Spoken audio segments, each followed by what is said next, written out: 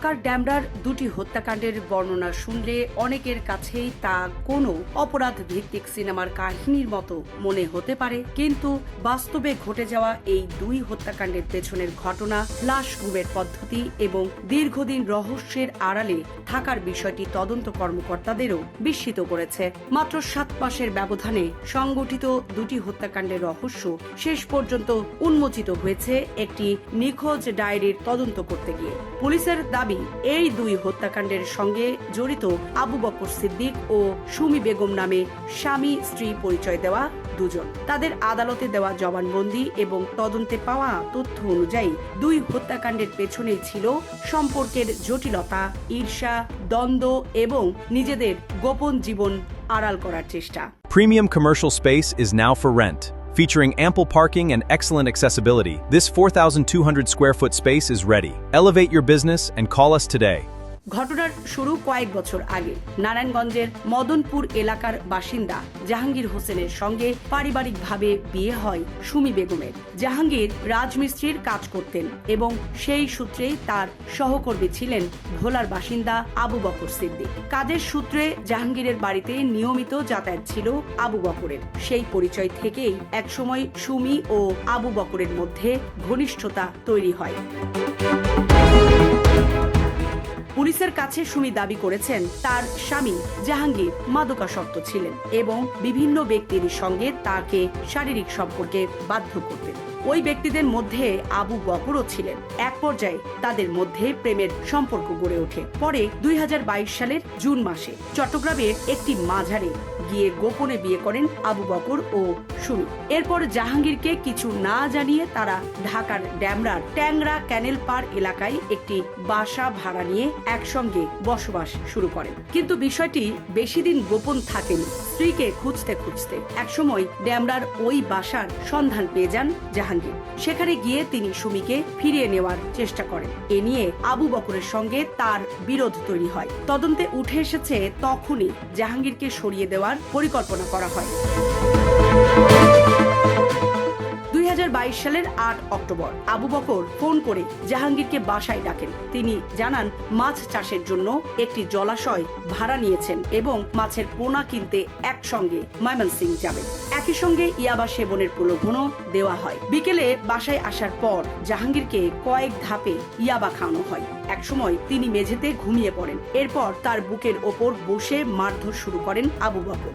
জাহাঙ্গীর জেগে উঠে চিৎকার করার চেষ্টা করলে তার গলা চেপে ধরা হয়। কিছুক্ষণের মধ্যেই তিনি মারা যান। হত্যার পর রাত পর্যন্ত মরদেহ ঘরেই পড়েছিল। গভীর রাতে একটি বস্তার মধ্যে লাশ ভরে বাসার সামনের পয় নিষ্কাশনের নালায় ফেলে দেওয়া হয়। এরপর কংক্রিটের স্ল্যাব দিয়ে জায়গাটি ঢেকে দেওয়া হয় যাতে কেউ কিছু বুঝতে না পারে। তবে কয়েকদিনের মধ্যেই এলাকা জুড়ে তীব্র দুর্গন্ধ ছড়িয়ে পড়ে। স্থানীয়রা ধারণা করেছিলেন হয়তো কোনো কুকুর বা অন্য কোনো প্রাণী নালায় পড়ে মারা গেছে। পরিচ্ছন্নতা কর্মীরাও দুর্গন্ধের কারণে সেখানে কাজ করতে চাননি। পরে বাড়ির মালিক নালার ওপর আরো স্ল্যাব বসিয়ে দেন। তবুও দুর্গন্ধ বন্ধ হয়নি। অবশেষে এক ভাড়াটিয়ার অভিযোগের ভিত্তিতে 2023 সালের 30 নভেম্বর নালা খুঁড়ে একটি বস্তাবন্দি কঙ্কাল উদ্ধার করে পুলিশ। কিন্তু কঙ্কালটির পরিচয় শনাক্ত করা সম্ভব হয়নি। ফলে মামলার তদন্তও প্রায় থমকে যায়। এরপর দীর্ঘ কয়েক মাস কেটে যায়। ঠিক তখনই নতুন একটি নিখোঁজের ঘটনা তদন্ত করতে গিয়ে পুরনো রহস্যের জট খুলতে শুরু করে। 2023 সালে নারায়ণগঞ্জের সোনারগাঁও থানার পুলিশ নিখোঁজ ব্যক্তি আলী হোসেনের খোঁজে ড্যামরা থানার সহযোগিতা চায়। তদন্তে দেখা যায় নিখোঁজ হওয়ার আগে সর্বশেষ আবু বকর সিদ্দিকের সঙ্গে মোবাইলে কথা হয়েছিল আলী হোসেনের। এই সূত্র ধরে পুলিশ আবু বকরের খোঁজে গেলে দেখতে পায় তিনি এবং সুমি সেই একই বাসার সাবেক ভাড়াটিয়া, যার সামনে থেকে কয়েক মাস আগে কঙ্কাল উদ্ধার হয়েছিল।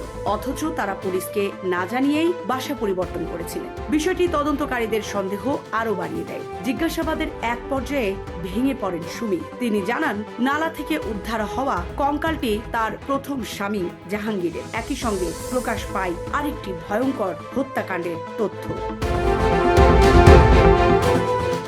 পুলিশের ভাষ্য অনুযায়ী আলী হোসেনও জাহাঙ্গীরের পরিচিত ছিলেন। জাহাঙ্গীরের কাছ থেকেই তিনি জানতে পারেন সুমি কোথায় আছেন। এরপর তিনি সুমির সঙ্গে যোগাযোগ শুরু করেন। এক পর্যায়ে সুমির ওপর বিভিন্ন ধরনের চাপ সৃষ্টি করেন এবং বাসায় গিয়েও হুমকি দেন বলে অভিযোগ রয়েছে। এতে ক্ষুব্ধ হয়ে আবু বকর ও সুমি তাকে হত্যার পরিকল্পনা করেন। তবে একই বাসায় দ্বিতীয়বার খুন করা ঝুঁকিপূর্ণ মনে হওয়ায় তারা নতুন বাসায় ওঠেন। এরপর 2023 সালের 4 মে রাতে আলী হোসেনকে ফোন করে ডেকে আনা হয়। রাত 11টার দিকে তিনি বাসায় পৌঁছালে কথা কাটাকাটি শুরু হয়। এক পর্যায়ে আবু বকর তাকে ঘুষি মেরে মেঝেতে ফেলে দেয়। আলী চিৎকার করার চেষ্টা করলে তার মুখ চেপে ধরেন আবু বকর এবং পা চেপে ধরেন সুমি। পরে বালিশ দিয়ে মুখ চেপে শ্বাসরোধে হত্যা করা হয়। কিন্তু এখানেই শেষ হয়নি নৃশংসতা। হত্যার কয়েক ঘন্টা পর ভোর রাতে ধারালো অস্ত্র দিয়ে মরদেহ 10 টুকরো করা হয়। এরপর সেগুলো বস্তায় ভরে সারা দিন ঘরের ভেতর রাখা হয়। পরদিন রাতে একটি অটো রিকশায় করে বস্তাগুলো ড্যামরার ডিএনডি খালে নিয়ে ফেলে দেওয়া হয়। পুলিশ জানিয়েছে, আদালতে দেওয়া জবানবন্দিতেও আবু বকর ও সুমি একই ধরনের তথ্য দিয়েছেন। তাদের দেখানো স্থান থেকে আলী হোসেনের মরদেহ উদ্ধারের চেষ্টা করা হলেও কোনো দেহাংশ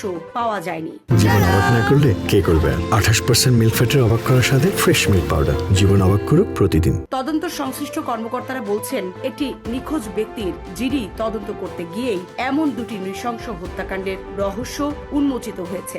দীর্ঘদিন ধরে অমীমাংসিত থাকা কঙ্কাল উদ্ধারের ঘটনাটিরও সমাধান হয়েছে একই সূত্রে। পুলিশ এখন 2 হত্যাকাণ্ডের সমস্ত তথ্য প্রমাণ আদালতে উপস্থাপনের প্রস্তুতি নিচ্ছে। সাবরিনা প্রীতি, ঢাকা এক্সপ্রেস।